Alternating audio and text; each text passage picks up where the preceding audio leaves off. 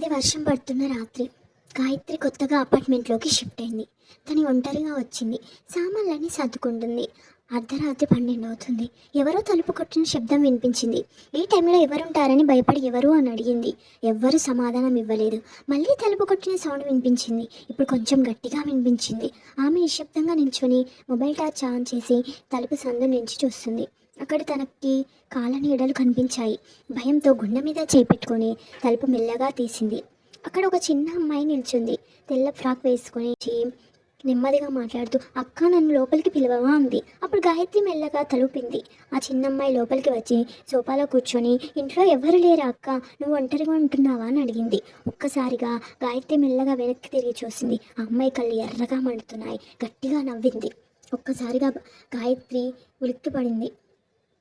ఎందుకంటే ఆ చిన్న అమ్మాయి ఈ అపార్ట్మెంట్లోనే ఉండేది. తను ప్రమాదవశాత్తు చనిపోయింది. అప్పుడప్పుడు ఇలా తన అపార్ట్మెంట్లోకి వస్తుందని అందరూ చెప్తుంటారు. కానీ గాయత్రి కొత్తగా వచ్చినందుకు తనకి తెలియదు కాబట్టి తను చిన్న పాప అని అనుకుంటుంది. ప్లీజ్ సబ్స్క్రైబ్ చేసుకోండి.